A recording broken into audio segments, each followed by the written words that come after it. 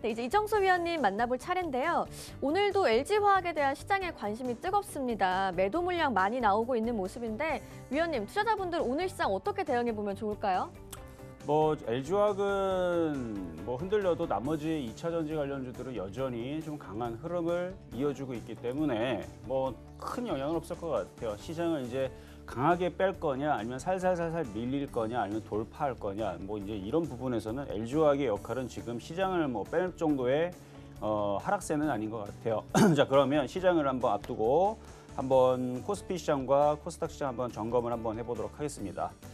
자, 일단 사회적 거리두기에 대한 얘기들이 이제 또다시 이제 2단계를 연장하는 얘기들이 나와주고 있고, 또 온라인 교육에 대한 얘기들과부터 해서 여러 가지 또 이슈들이 좀 있기는 있는데, 바로 추석 연휴를 앞두다 보니까 아무래도 명절 앞두고 이제 또다시 전파되지 않을 거냐라는 부분과, 그다음에 이제 그 동선자를 좀 추적하기 어려운 깜깜이라고 그러죠. 그래서 그런 부분에 대한 이제 우려 때문에 지수는 아마 쉽게 2,458을 돌파하지는 않을 것 같아요. 그리고 지난주 금요일 날에 말씀을 드렸듯이 시장이 지금 여기에서 지금 어느 구간을 지나고 있냐면 살짝 밀릴 수 있는 구간으로 지금 접어들었기 때문에 여기서 지수가 강하게 뻗기보다는 그냥 박스권 정도가 제일 지금 적당할 거예요. 그래서 2,300의 지지 라인과 2,458의 전고점, 그래서 2,450이라고 뒀지만 2,450과 2,300의 박스권에 지금 갇혀져 있는 상황이고, 그 안에서 종목들만 빠르게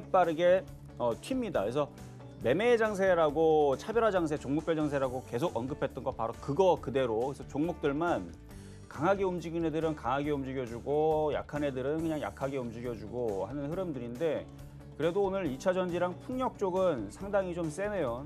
풍력 쪽하고 오늘 태웅도 오랜만에 다시 움직임이 좀 나오고 있고, 태웅 조정을 그동안 좀 받아서 오늘 4% 올라가는 거군요. 자, 이런 게 있고, 상신 EDP, 그렇죠? 상신 EDP, 2차 전지 전기차, 이런 쪽, 에코프로. 그래서 지금 에코프로비엠이 오늘 5% 좀 강하게 좀 움직여주고 있고, 그러니까 가는 애들은 굉장히 강하게 움직여주는데 약한 애들은 지금 약한 차별화 장세가 진행이 되고 있고, 이것은 시장이 원래는 여기서는 조정을 받아야 돼요. 원래 조정을 받아야 되는데 시장이 워낙 강하다 보니까 시장이 크게 안 빠집니다. 크게 안 빠지니까 일부 종목들만 튀는 그런 이제 지금 종목별 차별화 장세, 종목별 강세 장세가 지금 진행이 되는데, 아마 다소 추석을 앞두고 살살살 조금씩 밀릴 수 있습니다. 밀린다 그래서 종목이 빠지진 않아요. 어떤 종목들은 오히려 올라갑니다. 왜? 박스권 내에서 지수가, 만약에 지수가 2,300을 깨고 2,100으로 깨고 2,000도 깨고 1,900으로 내려갈 의지가 있는 시장이라면 지금부터 해서 여러분들 현금화를 해놓고 최소 현금화 50% 해놓고 기다려야 돼요. 지수가 1,900을 깰 생각이 있다면.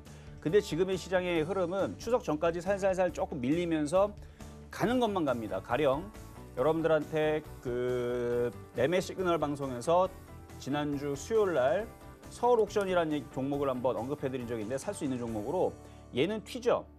지수가 안 올라가도 가는 애들은 튀죠. 지금 벌써 17% 올라갔어요. 지난주 수요일 날에 서울 옥션 같은 거, 기가레인 같은 종목은 이제 지지난주 저녁 방송에서 이거를 또 추천했는데, 얘도 지금 거의 34% 튀죠. 34% 올라가고 있고, 기가레인, 서울 옥션, 그다음에 K사인도 지난주 월요일 날 저녁 방송에서 베스트 트레이닝맨에서 추천했었던 종목이고, 그리고 실전 매매 정수에서도 추천했는데, 실전 매매 정수에는 가격은 들어오지 않았어요. 한옥과 차이로 들어오지 않았지만 저녁 방송에 가격이 들어왔는데, 이런 애들이 계속 튀거나 아니면 초록뱀 같이 지금 떠 있는데도 불구하고 이런 애들이 안 빠지고 있다가 이러다 이제 한 번씩 튀는 거죠. 이러다 한 번씩 튀거나, 아니면 지금 텔코나레프 제약도 떠 있는 상태에서 잘 안 내려오죠. 그러니까 지금 패턴들이 약간 떠 있는 상태에서 서울 옥션처럼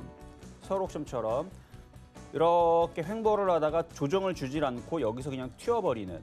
그래서 좀 이따가 신성현지도 얘기하겠지만, 떠 있는 상태에서 여러분들한테 종목을 언급했는데 죽지를 않고, 이게 폭이 크다 보니까 아마 간단하게 5%, 6% 가까이 이제 수익을 바로바로 주는 이런 이제 매매. 지금은 그래서 매매 시장이다. 그래서 차별화 장세, 매매 시장, 가는 것만 가는 그런 시장이다라는 얘기를 계속 해드리는 이유가, 여러분들이 지금 체감을 느껴보시면 알아요. 지수는 올라가지 않고 어떤 종목들은 재미가 없는데 어떤 종목들은 옆에서 막 튑니다. 그래서 한국 뉴딜, 디지털 뉴딜, 그다음에 그린 뉴딜, 기초 관련주들이나 아니면 IT 섹터들, 아니면 게임주들, 엔터주들 이런 식으로 해가지고 이슈가 있는 종목들이 계속 튀어오르는 그런 흐름들이 계속 진행이 되는데 이 흐름이 강세로 뻗어가지 않으면 결국은 밀릴 가능성이 있어요. 그래서 미국 시장이 여기에서 강하게 반등을 주면 우리나라 시장은 바로 반등을 주거나 아니면 미국 시장이 나스닥 선물이 안 좋거나 미국 시장이 빠지게 되면